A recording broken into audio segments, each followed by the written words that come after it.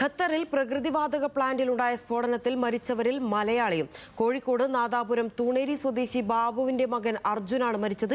അപകടത്തിൽ അർജുൻ ഉൾപ്പെടെ 12 പേരാണ് മരിച്ചത്. മുബാറക്കാണ് ചേരുന്നത്. മുബാറക്, ദാരുണമായൊരു അപകടമായിരുന്നു. ഇതിപ്പോൾ മരിച്ചവരിൽ മലയാളിയുമുണ്ട് എന്നറിയുന്നു. കോഴിക്കോട് നാദാപുരം തൂണേരി സ്വദേശിയാണ്. മറ്റു വിവരങ്ങൾ എന്തൊക്കെയാണ്?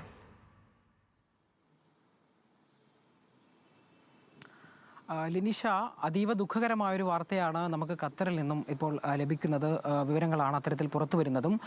അതായത് ഒരു മലയാളി ഉൾപ്പെടെ 12 പേർ ഖത്തറിലെ ഒരു സ്ഫോടനത്തിൽ കൊല്ലപ്പെട്ടിരിക്കുന്നു, അല്ലെങ്കിൽ മരണപ്പെട്ടിരിക്കുന്നു എന്നുള്ളതാണ്. ഖത്തറിലെ റാസ് ലഫാൻ വ്യവസായ മേഖലയിലുള്ള ബർസാൻ ഗ്യാസ് പ്ലാന്റിലാണ് ഇത്തരത്തിലൊരു സ്ഫോടനം ഉണ്ടായിരിക്കുന്നത് എന്നുള്ളതാണ്. ഇതിൽ നാദാപുരം സ്വദേശിയായിട്ടുള്ള, കോഴിക്കോട് നാദാപുരം പുറമേരി സ്വദേശിയായിട്ടുള്ള കളരിയുള്ളതിൽ അർജുൻ എന്ന് പറയുന്ന 29 വയസ്സുള്ള യുവാവാണ് ഇപ്പോൾ ഈ ഒരു സ്ഫോടനത്തിൽ മരണപ്പെട്ടിരിക്കുന്നത് എന്നുള്ളതാണ്. അതായത് ഈ കഴിഞ്ഞ ദിവസം നമുക്ക് ഈ പശ്ചിമേഷ്യൻ യുദ്ധങ്ങളൊക്കെ നടക്കുന്ന സാഹചര്യത്തിലെല്ലാം നമ്മൾ ഈ ഖത്തറിലേക്ക് അടക്കമുള്ള ഇറാന്റെ ആക്രമണങ്ങൾ കണ്ടിരുന്നു. ആ സാഹചര്യത്തിൽ കഴിഞ്ഞ മാർച്ചിലാണ് ഈ പ്ലാന്റിന് തകരാറുകൾ സംഭവിക്കുന്നത്. അതായത് ഈ ഇറാന്റെ ആക്രമണത്തിൽ. അതിനുശേഷം ദീർഘകാലം ഈ പ്ലാന്റ് പ്രവർത്തിക്കുന്നുണ്ടായിരുന്നില്ല, അടച്ചിട്ടിരിക്കുന്ന ഒരു സാഹചര്യമായിരുന്നു.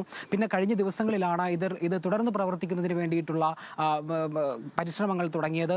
ഈ സാഹചര്യത്തിലാണ് അപ്രതീക്ഷിതമായ ഒരു സ്ഫോടനം ഈ ഒരു സ്ഥാപനത്തിൽ ഉണ്ടായിരുന്നത്. ഈ സ്ഥാപനത്തിൽ ജോലി ചെയ്യുകയായിരുന്ന ഈ അർജുൻ ഉൾപ്പെടെ 12 ഇന്ത്യക്കാരും ഒരു പാകിസ്ഥാൻ സ്വദേശിയുമാണ് ഇപ്പോൾ മരണപ്പെട്ടിരിക്കുന്നത് എന്നുള്ളതാണ്.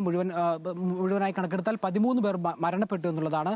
അതുകൂടാതെ വിവിധ രാജ്യങ്ങളിൽ നിന്നുള്ള 66 പേർക്ക് പരിക്കേറ്റിട്ടുമുണ്ട് എന്നുള്ളതാണ്. എന്തായാലും ഈ പരിക്കേറ്റവരുടെ അതായത് ആരോഗ്യനിലയെല്ലാം തരണം ചെയ്തു. അവർക്ക് ഗുരുതരമായിട്ടുള്ള സാഹചര്യങ്ങളൊന്നുമില്ല എന്നുള്ള അവിടുത്തെ മന്ത്രി അടക്കം, അതായത് ഈ മന്ത്രി നമ്മളോട്, അതായത് മാധ്യമങ്ങളോട് വിവരം അറിയിച്ചിട്ടുണ്ട്.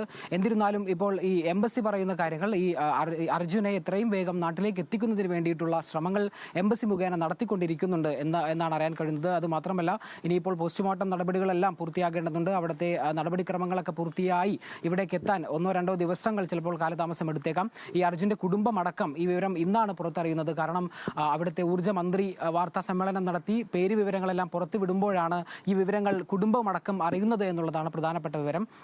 എന്തായാലും ഈ നാദാപുരം സ്വദേശിയായിട്ടുള്ള ഒരു മലയാളി കൂടി ഈ ദുരന്തത്തിൽ കൊല്ലപ്പെട്ടിരിക്കുന്നു എന്നുള്ളത് അതീവ ദുഃഖകരമായിട്ടുള്ളൊരു വാർത്ത തന്നെയാണ്. ഇതിന്റെ കൂടുതൽ വിശദാംശങ്ങളും കൂടുതൽ വിവരങ്ങളും വരും ദിവസങ്ങളിലും വരും മണിക്കൂറുകളിലും പുറത്തു വരുമെന്നാണ് പ്രതീക്ഷിക്കുന്നത്. ലിനിഷ. ശരി മുബാറക്, എന്തായാലും അതീവ ദുഃഖകരമായ സംഭവമാണ് ഖത്തറിലുണ്ടായത്.